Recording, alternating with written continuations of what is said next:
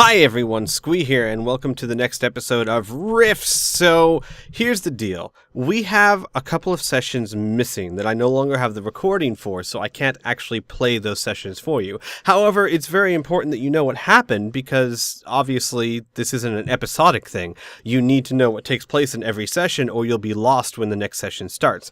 So I plan to keep you guys informed of what happened during the sessions you missed. And I plan to do this in a pseudo-storytelling type of format, which means that I'm going to tell it as if I were reading you a story, so that it's not just, we did this, and we got this item, and that's what you should know, and give you a 5-minute recap.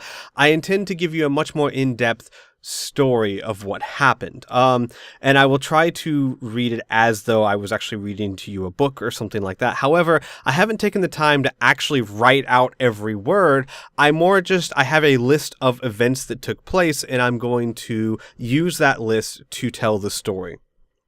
So don't expect it to be book level quality. Just I will do my best. All right? So everyone understand? Okay then. Shall we get started? So, as you know, the party spent the night in the village with the villagers, who, while grateful, were still very nervous to have such a powerful party around them, half afraid that they might do the same things that the bad guys the party just killed would do to them.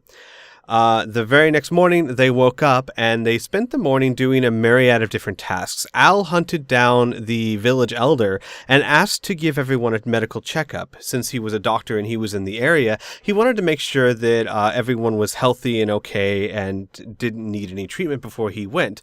Unfortunately, the village elder refused to let him check everyone out. She claimed that the villagers were still very nervous and they would not be appreciative of such actions. Al responded that despite their nervousness, and whether they agreed or not, they should still have a medical checkup because diseases don't care if you're nervous.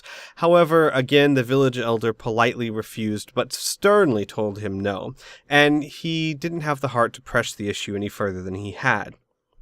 So he returned to where the other party was and started playing his guitar. In the meantime, Patrick was using the mega damage parts that they stripped off the bad guys' vehicles to soup up the party's own vehicles. Al's hoverbike, Tom's motorcycle, as well as Mila's motorcycle, Melissa, and the ATV. And they also loaded the Borg that had been killed into the carrying compartment in the back of the ATV. In addition to that, Al, in an attempt to be more friendly with Mila, actually asked if she wanted him to etch the name Melissa into her motorcycle so that her motorcycle would have a name tag, to which she happily responded yes, and Al used his laser scalpel to etch the name Melissa into Mila's motorcycle. After everything was all said and done, around noontime, the group got together, and after reviewing the logs set by the bad guys, they decided to go explore the ruins that the bad guys had originally been hoping to find artifacts in. So they left the village and started traveling for these ruins.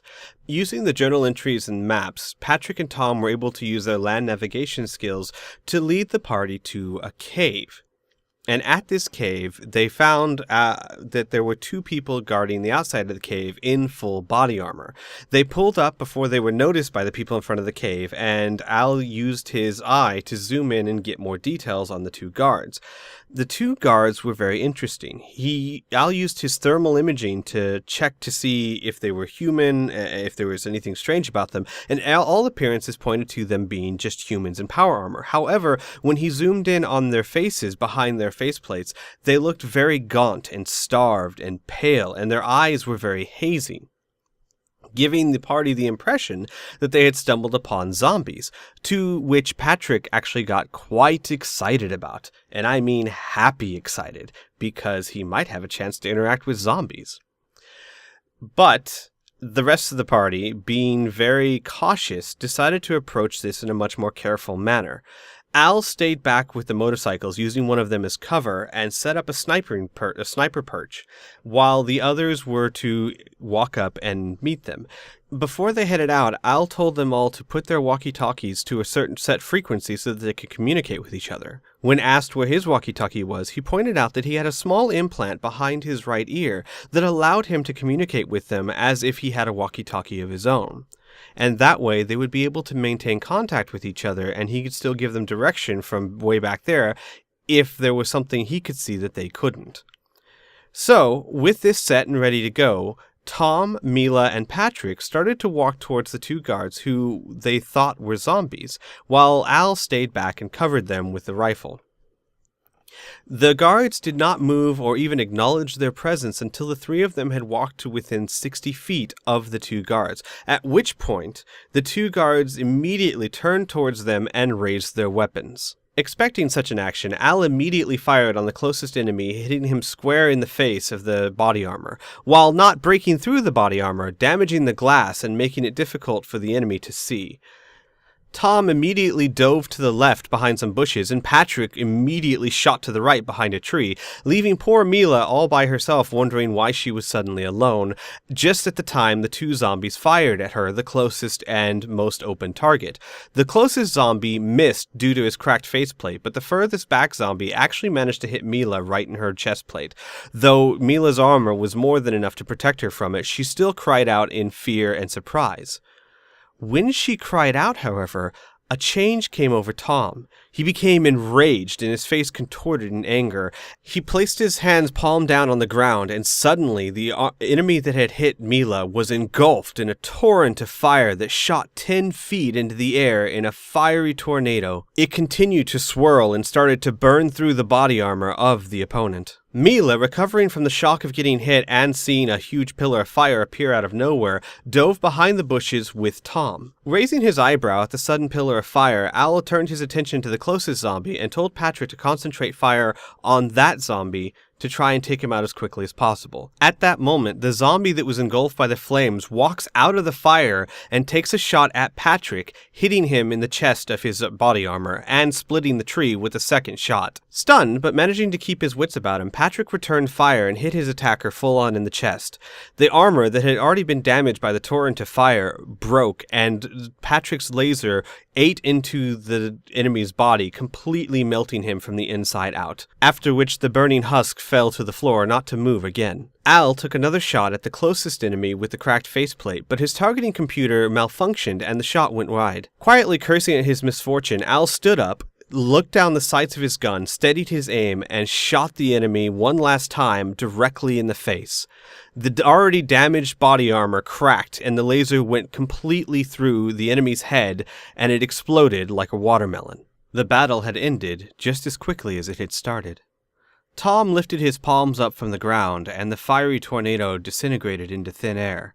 As Al rushed towards the rest of the group, Patrick stepped away from the tree that was about to fall over due to laser damage, and Mila and Tom joined him. Once they had regrouped, Al quickly checked his partners to make sure they weren't injured or in need of any treatment. While Patrick and Mila had both suffered a direct hit, the body armor had been more than enough to absorb the damage.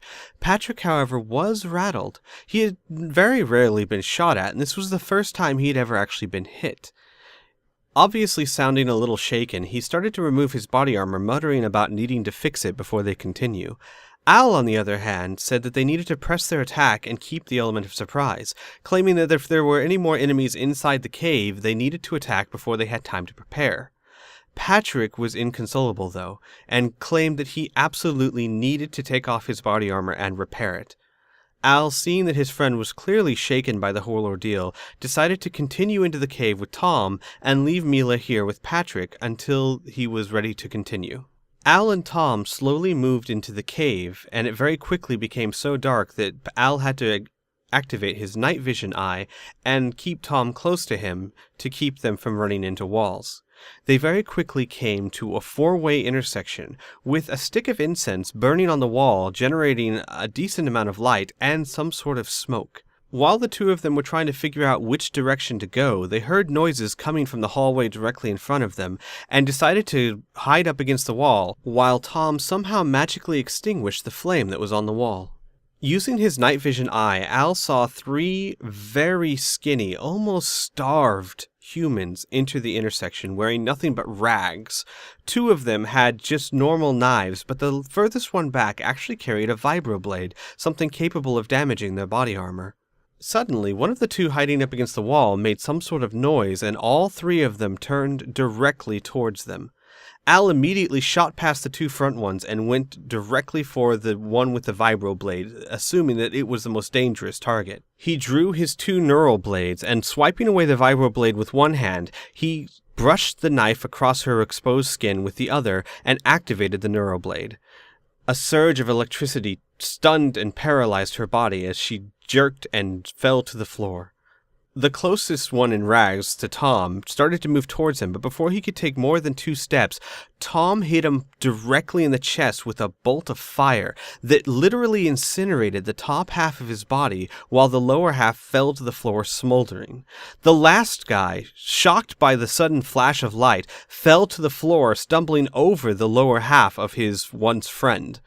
Al quickly closed the distance to his prone body and touched his neural knife to him as he had done the female and activated it, tasing that second form and knocking him unconscious. In the meantime, Patrick and Mila had heard the explosion in the cave, and Patrick, while he started to grumble and put back on his body armor, Mila ran directly for the cave until they got a call from Al on the walkie-talkies telling them that everything was all right and that no one had been injured, but that they were bringing 2 prisoners outside. Once outside, they were able to tie up the 2 people and get a better look at them. They obviously were not zombies, but they were almost starved to death, literally. Their ribs were showing, and their limbs had grown skinny as the body had started devouring its own muscle in order to keep itself alive. Before the party could figure out what to do next, however, they were interrupted by a cry of rage saying, "You dare disturb me? You will die!" And suddenly, in the air above them, materialized something that obviously was not human. It had long white hair and very wrinkly brown skin, almost like an old woman, but it was the skin of a different type of being, from a different dimension. The party looked up at that creature, and every single one of them had trouble not averting their gaze. They had never seen something so disgusting and hideous, and it horrified all of them. As they all tried to struggle with their own horror, the creature started to chant some sort of spell. Desperate to stop her before any more harm came to the party, Al rose up and took aim and shot her directly in the right eye. The laser beam completely obliterated the eye of the witch, and she cried out in agony. Pointing to Al, she said, "I will remember you."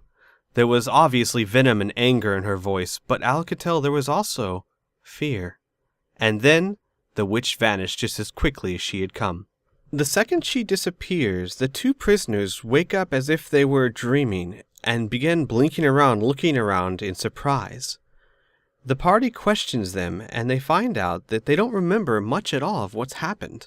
They learn that the girl's name is Alicia, and that she's a caravan guard, and that the last thing she remembers was guarding one such caravan on its way to the closest outpost around called Perrin's Post.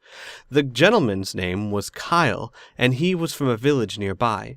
Neither of them had any real memories of their time under the witch's spell, claiming to remember some very bad nightmares and dreams, but not much else than that. While Al stays with the 2, checking them out and giving them any medical treatment he can, Patrick and Tom explore the rest of the cave. Once they get to the back of the cave, Patrick finds the witch's inner sanctum. It was surprisingly clean, but cluttered. Strands finches hung from the ceiling, clearly made from animal bone and a few human bones mixed in. Many sticks of her special mind-fogging incense were alight around the area, and other than a makeshift bed of wraps and sticks, she had a very large work table flanked on both sides by a pair of human skulls.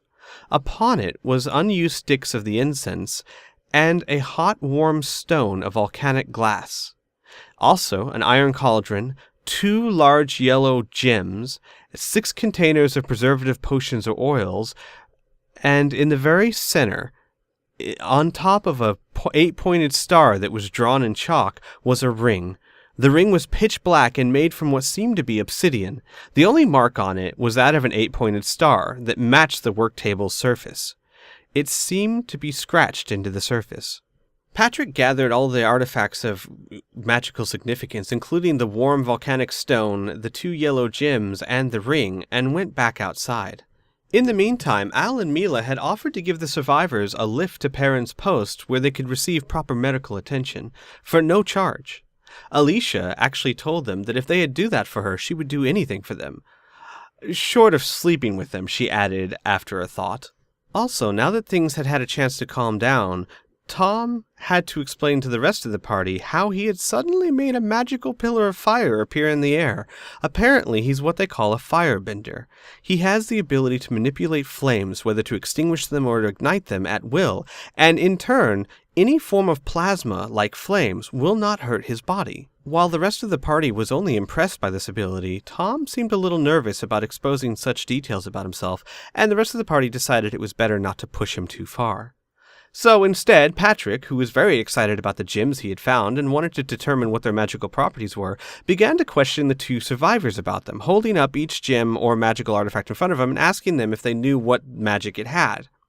Once Kyle learned that those things were magical, he started to freak out, claiming that magic was an evil, horrible thing and to get it away from him. Alicia, on the other hand, seemed to be much less perturbed about it and seemed more annoyed at Kyle's ravings than anything else. Al, after hearing Kyle talk about magic being an evil, horrible thing, got angered and pointed very clearly to Kyle, saying that it was because of his friend's quote-unquote evil magic that Kyle was alive at all. Kyle looked at Tom with fear and hatred and said that he refused to travel with anyone that was a magic user and that they could just leave him right there. Sighing and not wanting to leave one of his patients in the middle of nowhere, Al eventually managed to make Kyle agree to travel with Al behind the main party until they reached Perrin's Post. In the meantime, Patrick continued to question Alicia about the magical artifacts to see if she knew anything about them. Unfortunately for him, she seemed to have no knowledge of them, as he held each one up in front of her and asked, "What about this one? What about this one?" Eventually he got to the ring and held that one up in front of her and asked her if she knew anything about that, to which she looked at the ring and then him, and then half-jokingly said, "I'm not sleeping with you either." Patrick looked from her to the ring kind of blankly, trying to figure out if that response had something to do with the nature of the magic in the ring. Finally shrugging his shoulders, he put it back in the bag and picked up another gemstone and asked her about that one. Eventually, Al decided that the 2 survivors were in healthy enough condition to be moved, and the group packed up their gear and started traveling towards Perrin's Post. Obviously, Kyle and Al traveled about 30 feet behind the rest of the party and set up camp about 30 feet away from them. During that evening, Al took it upon himself to try and change Kyle's mind about magic and started up a conversation with him. In time, he was able to make Kyle open up, and Kyle told that he was expelled from his village one night after he got drunk and had accidentally shot a child. He was almost in tears as he explained that he didn't mean to do it, and that he thought the child was some sort of dangerous animal, and that it haunted his visions that he had done something to such a child. Al listened to the story and did not judge him. But he did point out that a gun, just like magic, was neither good nor evil and can be used for good reasons or bad reasons, and it's up to the person to determine what that was. And that he would hate for Kyle to misjudge Tom simply because he used magic, the same way the village had misjudged Kyle simply because he had used a gun. The words had hit Kyle very deeply, and after a while Kyle agreed to travel with the rest of the party in the morning. The party awoke early, and as the sun rose over the horizon, the party was surprised to see Al and Kyle join them and have breakfast, after which they packed up and continued to Perrin's Post. And that was where the session ended. And then I'll have the next session for you guys. So, like I said, the next time we're skipping a session, I will try and do something similar to this. I am not sure I got all the details correct. I might have forgotten things here or there. I was going mostly off of memory. But I hope you guys enjoyed this format, and I plan to do this for any sessions that we miss. Hopefully there won't be too many. I think there's 2 more. And then after that, hopefully you won't miss any sessions. So tomorrow will be another episode that will be an actual session just like usual. And then we'll just continue from there. So until next time, guys, I hope you're enjoying it. And take care, everyone. Bye.